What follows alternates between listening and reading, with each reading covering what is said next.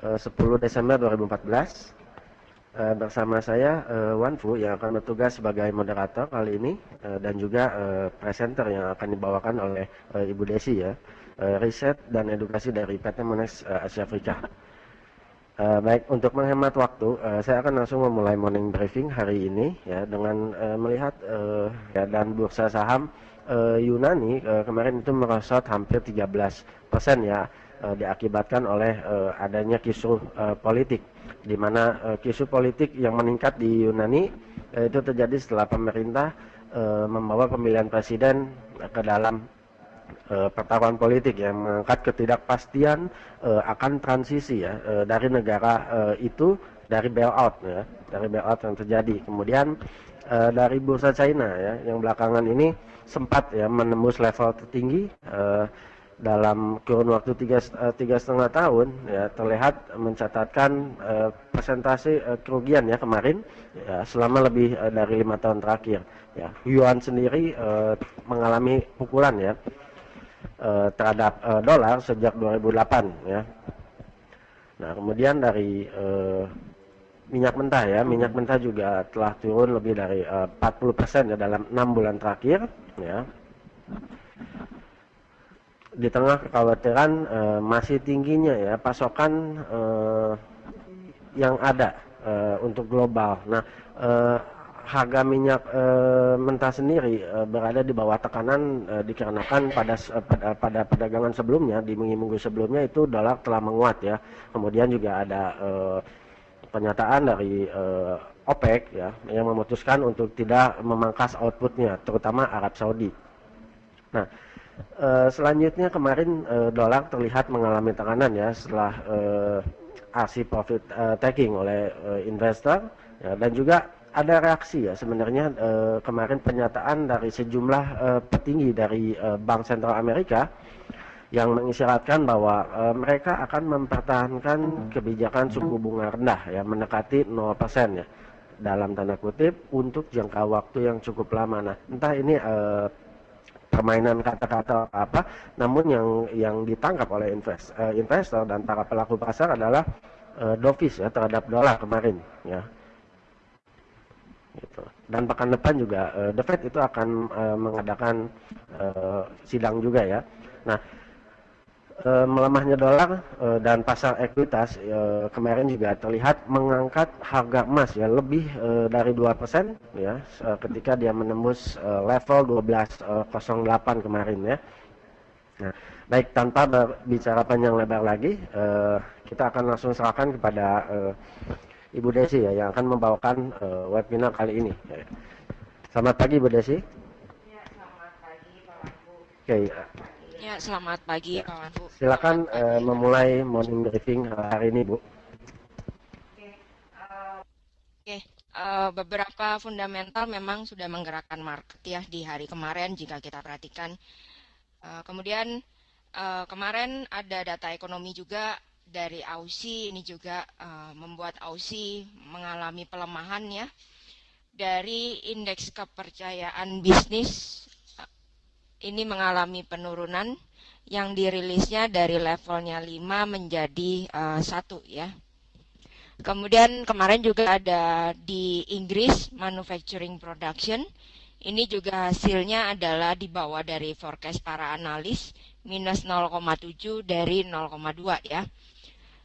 Kemudian kalau kita perhatikan secara overall di hari kemarin ya, untuk beberapa mata uang dengan adanya komentar dari pejabat The Fed yang menghasilkan dovish, ini dilakukan rebound. Namun secara trend major ini masih mengalami bearish ya. Kemudian ini tadi juga sudah dirilis data mengenai CPI dari Cina ya. Jika kita perhatikan di sini di bawah dari forecastnya 1,4, dari yang diprediksi para ekonom itu adalah 1,6. Kemudian untuk produsen price index secara yearly-nya di sini juga dari yang tadinya diforecastkan minus 2,3, ini dirilis menjadi minus 2,7% ya. Kemudian kita akan coba lihat untuk di hari ini tidak terlalu banyak data ya yang terlihat dari data ekonomi kalender. hanya ada data dari Euro, ini industrial producer dari Prancis. Ya, yang diforecastkan ini adalah mengalami kenaikan dari 0 menjadi 0,2. Kemudian untuk di Inggris ini ada data trade balance. Ya, kalau dilihat juga forecastnya tidak terlalu beda jauh secara angka statistiknya. Dari yang tadinya minus defisit ya 9,8 billion menjadi berkurang sedikit, defisitnya menjadi 9,5 billion. Ya, kemudian di malam hari untuk yang bertransaksi di crude oil inventories di minyak ya, berarti ini ada rilis data inventories dari Amerika. Dari yang tadinya minus 3,7 diforecastkan minus 2,6. Ya, hanya itu data ekonomi yang merupakan menunjukkan untuk pengaruhnya terhadap pergerakan. Kemudian kalau kita perhatikan dari data tenaga kerja, ini menjadi fokus dari agak dovish ya. Ini adalah mempertahankan suku bunga dalam sementara waktu. Dan kalau kita pikir ini hanya beberapa komentar dan jangan sampai kita hanya terlengah di saat itu ya. Yang kita perhatikan adalah tetap mengenai data. Ya, data tenaga kerja ini menghasilkan positif, berarti juga ini mencerminkan adanya juga pemulihan secara perekonomian dari Amerika. Kemudian jika kita perhatikan juga untuk perekonomian Amerika ini sedikit berbeda dengan kalau kita lihat juga misalkan wilayah zona Eropa ataupun Cina ataupun Jepang yang kalau kita melihat di sini adalah data yang ditunjukkan adalah mengalami perlambatan. Ya, Amerika ini menjadi masih menjadi dominasi untuk di bulan ini, terutama pekan ini ya kalau kita perhatikan.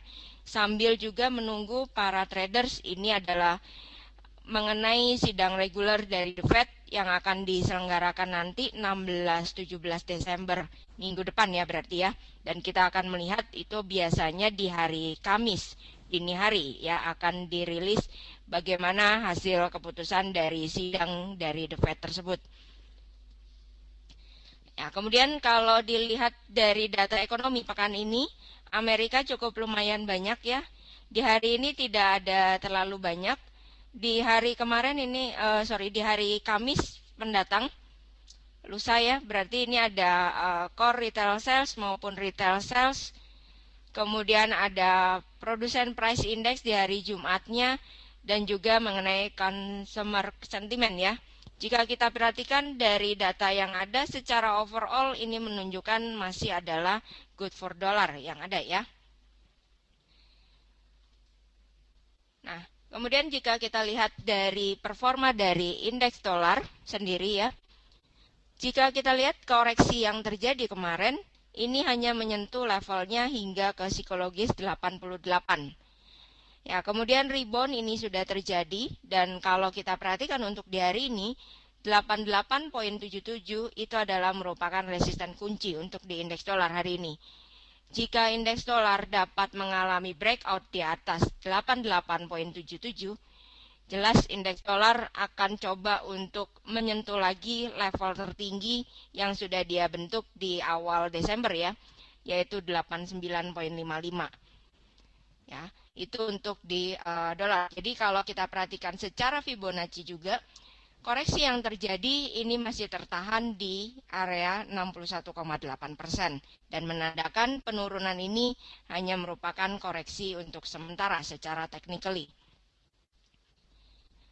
Ya, kemudian ini ada grafik secara weekly dari indeks dolar. Ya, jika kita perhatikan level tertinggi tadi menyentuh di area 89 ya kurang lebih. Nah, jika kita melihat secara weekly dari tahun ini di capture-nya adalah dari tahun 2005 ya. Level area 89 atau kurang lebih kita berbicara ini adalah psikologi 90 ya untuk di indeks dolar. Dari tahun 2005 ini sudah coba untuk dites 1 kali, 2 kali, 3 kali dan yang sekarang ini adalah momentum yang keempatnya. Nah, kemudian jika kita lihat dengan berbagai indikator yang ada ya, baik itu dari RSI, ya jika kita melihat di sini sejak yang pertama tahun 2009 terbentuk tes area psikologis 90, ya, ini RSI sudah menunjukkan area overbought ya yang terjadi dan menghasilkan untuk indeks dolar ini adalah mengalami koreksi. Ya, kemudian untuk tahun 2010 ya, ini juga terbentuk lagi tes psikologis mendekati 90.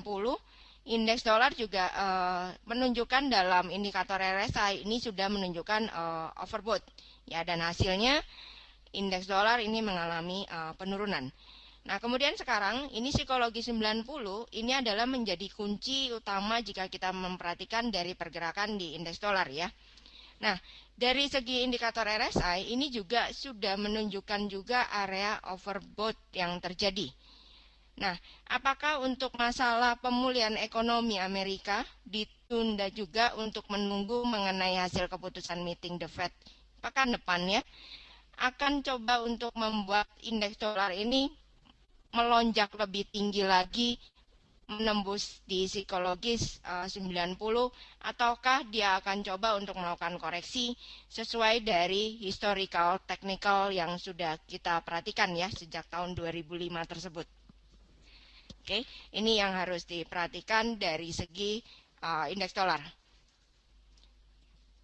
Ya, secara overall untuk di indeks dolar untuk di bulan ini tetap masih menjadi primadona tetap ya dari segi investor dengan adanya beberapa ketegangan geopolitik ataupun untuk pelemahan global ya tetap daya tarik yang membuat investor ini adalah tentang masalah Amerika tentunya ya. Nah, kemudian jika kita melihat juga penguatan dari indeks dolar yang terjadi, ini menekan beberapa mata uang yang against dengan US dollar ya. Jika kita melihat secara keseluruhan ya, di sini ada euro yang berwarna biru tua, ada pound sterling. Ini adalah mengalami performanya adalah negatif ya. Berarti adalah tertekan dengan penguatan dolar yang terjadi. Kemudian untuk di USD Japanese Yen dengan penguatan dolar dan juga dengan fundamental juga dengan penambahan stimulus yang dilakukan dari pemerintah Jepang, ini membuat performa Japanese Yen ini adalah mengalami kenaikan yang signifikan. Ya, kemudian jika kita perhatikan satu-satu ya, ini adalah Japanese Yen. Di beberapa minggu yang lalu ini sudah di capture secara monthly ya untuk dari performa dolar yen. Dolar yen ini di sini coba membentuk lagi untuk rekor tertinggi dan target pertama yang di blok berwarna biru ini sudah tercapai 120 ya. Kurang lebih sampai 124. Nah, ini adalah target dari penguatan dari Japanese yen, dolar yen sendiri ya. Selama tidak mengalami breakout di bawah dari support yang berikutnya jika kita perhatikan tetap masih berada di area 111 ya, tetap untuk Japanese yen, dolar yen ini tetap akan menuju 124 125 secara psikologis. Ya, jadi untuk strategi yang sangat bijak jika rekan-rekan di sini adalah menggunakan buy on dips yang terjadi. Ya, kemudian untuk di Aussie ya di sini. Ya, kemarin ada rilis data juga dari Business Confidence yang dirilis dari National Australia Bank. Ya, ini dirilisnya adalah menurun dari levelnya 5 menjadi 1 ya. Dan ini menunjukkan pelemahan yang terjadi. Kemudian jika kita perhatikan juga dari tahun 2014 pertengahan kemarin untuk masalah business confidence dari Australia ini mengalami penurunan. Ya, secara grafik rekan-rekan bisa melihat di sini.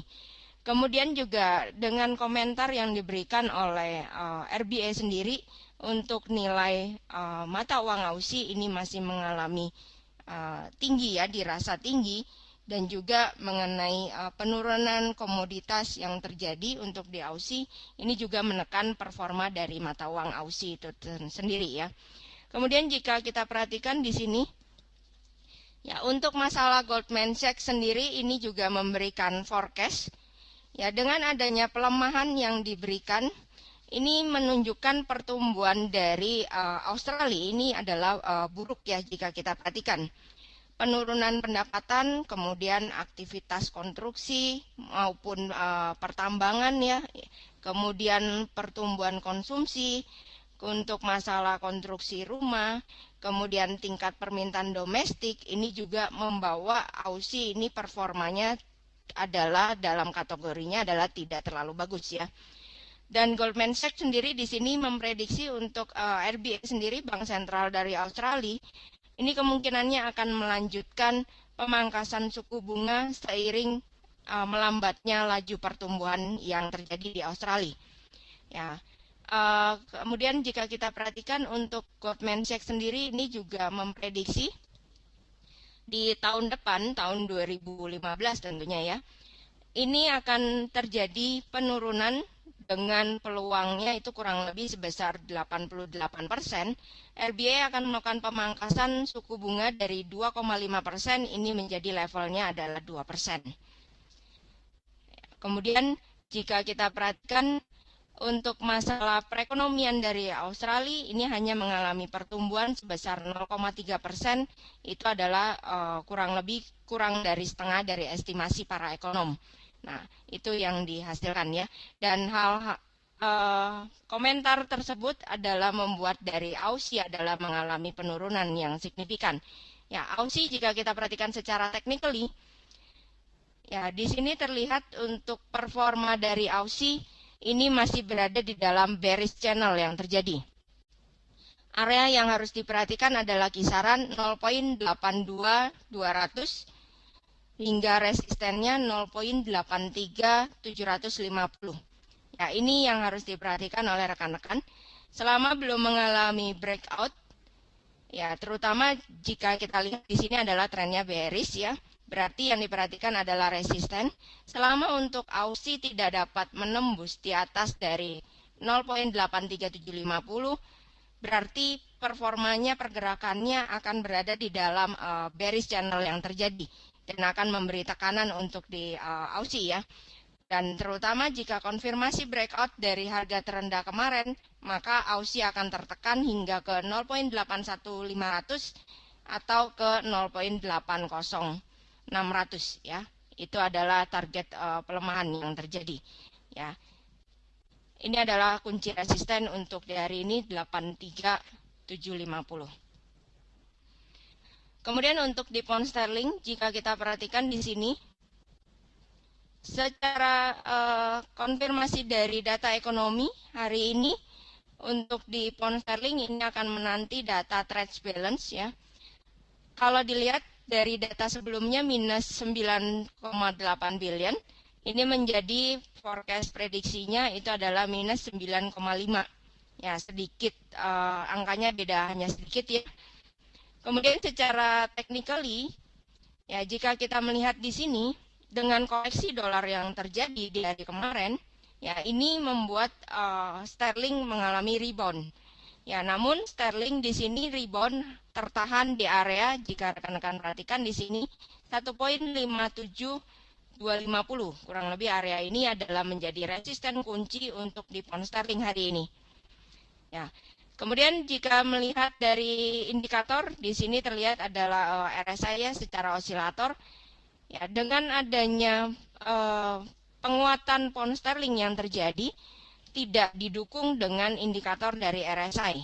Ya, jika rekan-rekan melihat di sini membuat lower high di indikator, tetapi di sini adalah higher high yang terbentuk ya dan menandakan bearish divergence yang terjadi. Ya, kemudian untuk support area yang menjadi kunci itu adalah 1.56250. Ya, kurang lebih ada sekitar 1000 pips. Ini adalah rentang perkiraan kisaran perdagangan untuk di pound sterling hingga menunggu nanti data di sore hari 16.30 trade balance ya. Kemudian untuk di zona Eropa sendiri, mata uang tunggalnya yaitu euro.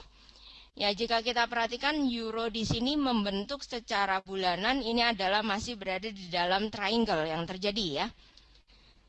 Kemudian jika kita perhatikan di sini yang menjadi key support itu adalah level terendah yang terbentuk di bulan Juni 2010, 1.18750 kurang lebih ada di area tersebut. Ini adalah menjadi support kunci secara bulanan.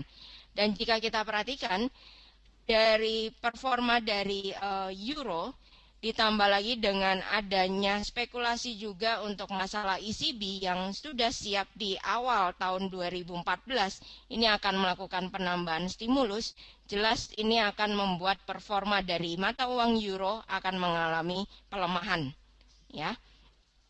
Nah, kemudian jika kita lihat dari euro sendiri, ya, di sini ada forecast juga yang diberikan dari beberapa bank, dari Barclays, Goldman Sachs ataupun HSBC, ya. Tetap untuk di tahun 2015 berarti untuk performa euro, jika kita melihat di sini dari 3 lembaga keuangan dunia, ya, ini memforecastkan berada di bawah 1,2 untuk performa dari euro itu sendiri.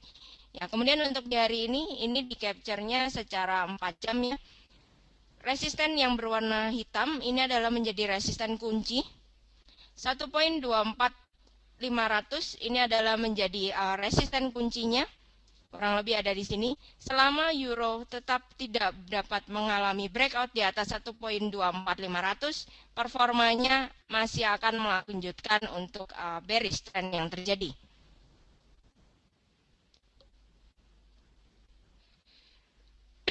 Kemudian kita masuk ke komoditi.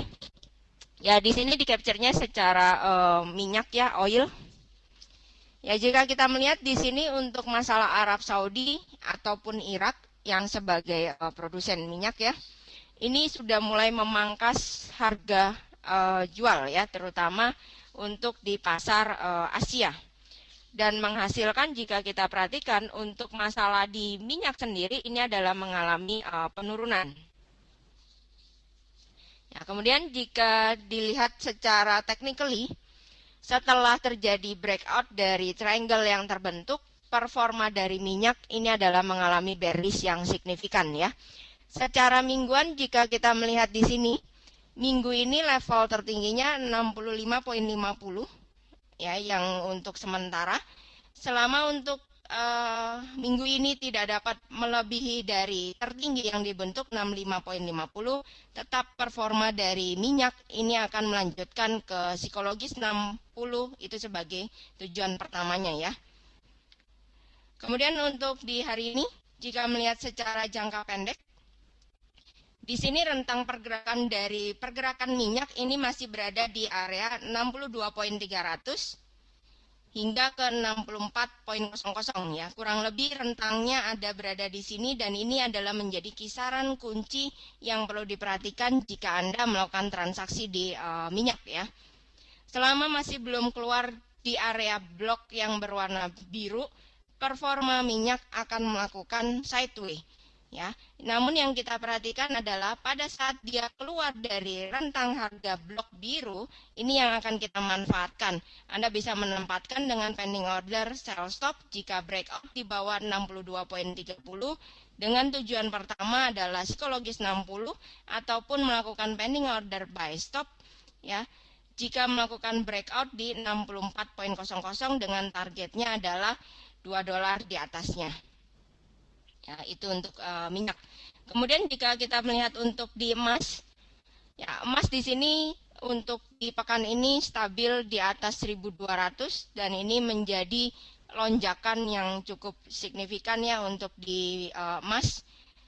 Dan kemudian jika kita menggunakan secara teknikal, ya, dari penggunaan Fibo, penguatan yang terakhir yang terjadi, ya, penguatan di hari kemarin itu mendekati Fibo 123,6%, ya.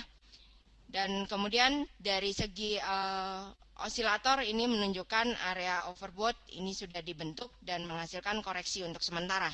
Target koreksi jika kita perhatikan 1.221, selama untuk di hari ini tidak melebihi koreksi, tidak melebihi 1.221, performa dari emas ini tetap akan bisa melanjutkan rebound kembali, ya, dengan target 1.240 psikologis ataupun 1.255. Nah, kemudian kita masuk ke indeks saham.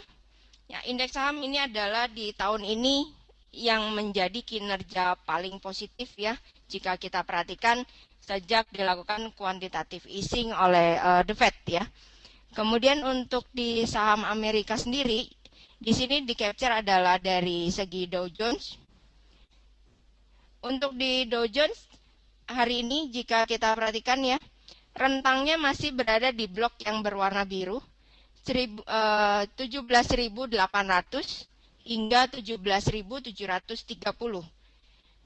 Kemudian jika kita menggunakan dari MACD yang terjadi, ini ada tekanannya positif, sudah berada di atas 0 ya. Kemudian jika kita menggunakan moving average standar, ya jika kita melihat selama nanti ada terjadi konfirmasi pembukaan candle untuk di hari sesi ini adalah di atas moving average didukung dengan MACD yang menunjukkan positif, ini akan memberikan dorongan lagi untuk Dow Jones, ini akan bergerak lebih lanjut di atas 17.800. Ya, target penguatan sementara 17.870 sebagai yang pertama, kemudian psikologis 18.000, tentu ini akan diulang lagi pada saat yang sudah terbentuk di awal Desember ya. Nah, itu untuk di Dow Jones. Kemudian kita ke saham Asia. Dengan penguatan Dow Jones yang terjadi, untuk saham Asia, indeks saham Asia, kita capture di sini adalah Nikkei. Ini masih mengalami positif ya dengan penguatan Dow Jones yang terjadi. Kemudian jika kita melihat 17.630 ini adalah menjadi kunci resisten high hari ini ya, kalau tidak salah ini. Nah, jika dia bisa mengalami break eye di atas dari 17.630 dengan pelemahan Japanese yen yang terjadi, ini akan menunjang kembali Nikkei beranjak untuk lebih lanjut ya. 17.760 itu adalah target penguatan yang pertama atau dengan psikologis 18.000 tentunya untuk di Nikkei ya. Kemudian jika kita melihat juga untuk di bulan Desember terutama, banyak para traders ini mengincar itu adalah dari segi sektor saham ya. Kemudian jika kita lihat meskipun untuk di tahun 2014 saham performanya sudah sangat-sangat positif ya, tetapi di Desember ini ya rekan-rekan mungkin sudah mengenal ada yang namanya Santa Claus Rally. Nah, apakah hal tersebut akan terjadi lagi? Kita akan lihat nanti secara historikal ya. Jadi kita tidak akan mencoba menebak-nebak, tapi di sini ada historikal yang terjadi. Faktor yang pertama yang memberikan dukungan Santa Claus Rally ini tetap akan terjadi di akhir tahun ini ya. Yang pertama window dressing tentunya. Ya, di bulan Desember banyak semua perusahaan itu mengeluarkan laporan adalah positif ya. Kemudian antusias dari belanja masyarakat di bulan Desember menjelang Christmas tentunya ini juga mengalami kenaikan dan akan mendorong beberapa saham yang tergabung di dalam indeks saham tersebut. Kemudian untuk masalah pelonggaran kuantitatif dari The Fed yang kemarin juga masih berlanjut ya.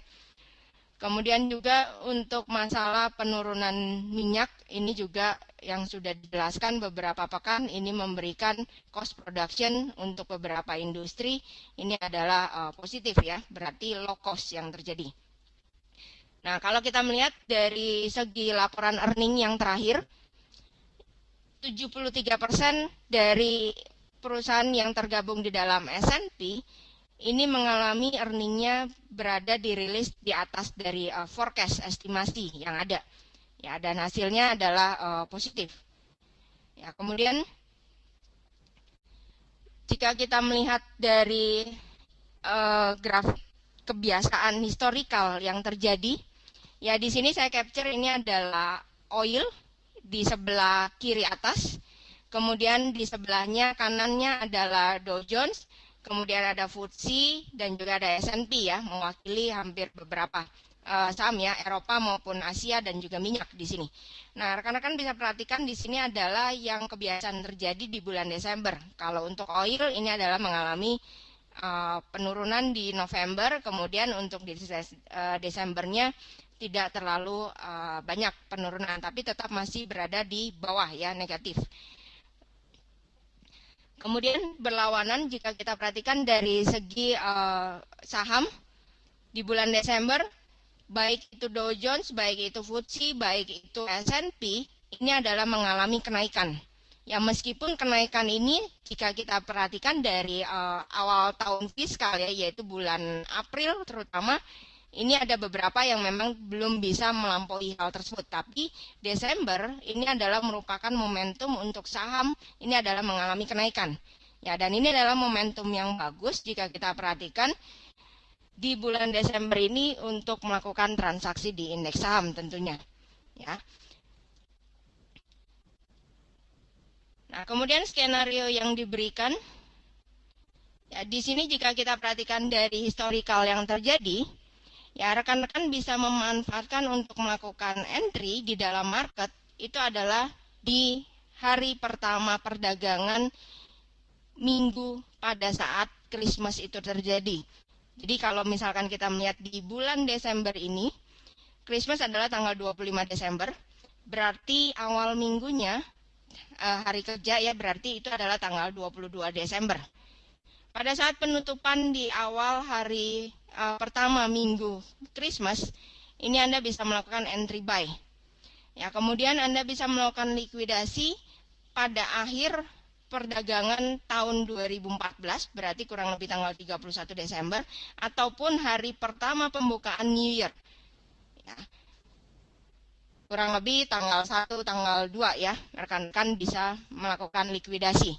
Ya, kalau likuidasi berarti rekan-rekan bisa juga untuk memanfaatkan bebas untuk masalah target keuntungan yang terjadi. Ya. Nah, kenapa kita akan mencoba untuk melakukan transaksi tersebut di hari pertama minggu Christmas? Ya, ini adalah saya capture adalah S&P ya. Jika kita perhatikan di bulan Desember saja, performa untuk indeks saham S&P yang paling bagus itu adalah di atas tanggal 20. Ya, rekan-rekan bisa melihat di sini, ini adalah grafik performanya ya. Di atas tanggal 20 Desember, itu performanya sangat volatilitasnya tinggi. Dan biasanya menghasilkan adalah positif. Ya, itu sebabnya kenapa kita melakukan di hari pertama minggu Christmas.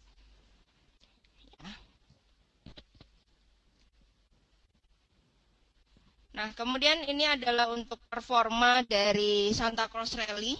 Ya, di sini ada data yang diambil dari tahun 2008 sampai terakhir berarti Christmas 2013 kemarin ya.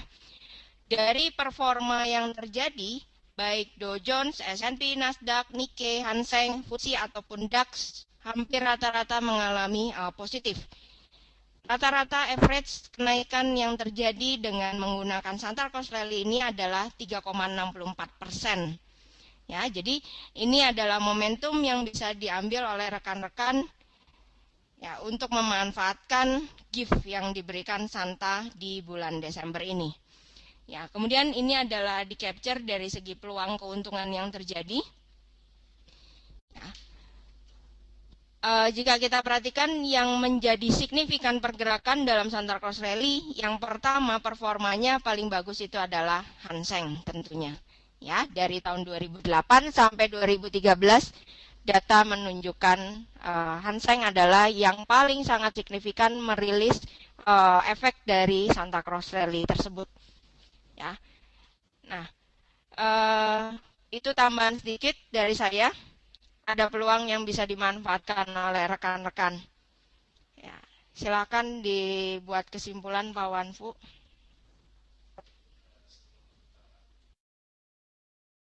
Sebelum kita sebelum kita masuk ke kesimpulan, ada satu pertanyaan Bu mengenai Santa Claus Rally tersebut ya. Kira-kira untuk pembatasan risikonya itu gimana Bu?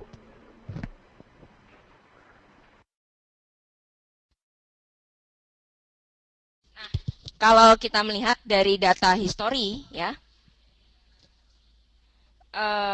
tadi ini tergolongnya ini adalah transaksinya lebih dari 1 minggu tentunya ya. Dari awal tanggal 20-an hingga akhir tahun ataupun awal tahun Januari tentunya. Ya, dan ini adalah tergolong long term. Jika kita menggunakan transaksinya adalah long term alias simpan ya, dengan masuk entry kemudian disimpan, tentu pembatasan risiko yang ada jika kita melihat itu paling besar adalah sebanding dengan peluang yang ada. Nah, biasanya rekan-rekan bisa menggunakan dengan secara technically bisa melihat minggu sebelumnya low-nya ada di berapa. Ya, berarti jika kita melihat 1 minggu sebelum Christmas low-nya di berapa, dan itu adalah merupakan pembatasan risiko yang bisa ditempatkan oleh rekan-rekan. Ya, Santa Claus Rally ini jelas peluangnya jika kita melihat ini adalah tidak intraday. Ya, tapi tergantung dari para traders. Jika memang sudah cukup dapat 100 poin, 200 poin, silakan mau diambil. Ya, tapi dari data historical yang ada, yang kita ambil ini dari tanggal 20-an hingga 31 Desember ataupun awal Januari, Pak. Kalau misalkan saya lihat ini mirip dengan strategi yang sempat kita bawakan di tahun lalu ya Bu ya, di mana kita bisa mengambil pembatasan risiko ya dari low di pada saat kita pengambilan posisi, atau kita ambilnya dari minggu tersebut low-nya di mana ya, kita tempatkan di bawah support tersebut ya tentunya. Baik, saya rasa sudah cukup jelas ya.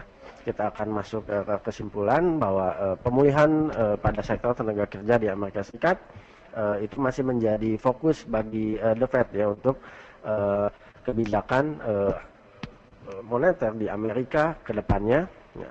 Kemudian secara historis di mana kunci resisten bagi dolar indeks ada di 90, ya. Selama harga berada di bawah level tersebut sebenarnya masih terbuka ya, peluang bagi dolar untuk koreksi, terlebih didukung oleh RSI yang sudah mendekati level overbought ya pada grafik mingguan. Ya. Namun jika ada pernyataan The Fed yang mendukung hawkish pada dolar, ya tentunya level 90 ini bisa saja ditembus. Nah kemudian di Jepang, ya di mana penambahan stimulus yang dilakukan oleh Bank of Japan itu terus membawa yen lemah ya terhadap dolar. Ya, selanjutnya di Aussie, ya di mana pernyataan RBA yang tetap bernada negatif, ya membuat mata uang Australia terus melemah ya terhadap dolar ya. Kemudian tadi juga ada Goldman Sachs di mana prediksinya bahwa RBA akan memangkas suku bunga ya di tahun depan. Nah, hal ini spontan menambah tekanan terhadap Aussie. Namun secara keseluruhan kita masih melihat bahwa tren masih bearish ya pada Aussie dolar. Sementara itu untuk euro ya ada key support ya support kunci terlihat di 1.1875 secara bulanan ya, dan jika European Central Bank kembali melakukan tambahan stimulus, jelas pelemahan akan kembali terjadi pada mata uang euro dolar ya. Untuk komoditi oil masih mengalami bearish ya, terlebih setelah Arab Saudi dan Irak itu memangkas harga minyak global ya. Dalam jangka pendek terlihat performa minyak sideways ya. Nah, sedangkan untuk sektor saham pada bulan Desember ini biasa terjadi Santa Claus Rally ya, yang bisa dimanfaatkan oleh investor. Nah, biasa terjadi di atas tanggal 20 ya. Nah, untuk strategi ini rekan-rekan nanti dapat menanyakannya ya pada riset di cabang masing-masing. Dan tidak lupa saya ingatkan bahwa ada ya ada belajar trading 101 ya bersama Monex di Metro TV jam 9.40. Oke. Nah, baik, web morning briefing yang kami sajikan itu bersifat informasi ya, yang menggunakan sumber tentunya dapat dipercaya dan dapat dijadikan sebagai bahan perbandingan atas prediksi lain ya. Namun keputusan yang diambil nantinya oleh nasabah dalam setiap transaksi itu merupakan tanggung jawab nasabah ya. Dengan manajemen yang baik, segala informasi yang kami berikan akan menjadi lebih maksimal ya. Akhir kata, terima kasih kepada rekan-rekan yang telah bergabung. Selamat pagi, ya, semangat.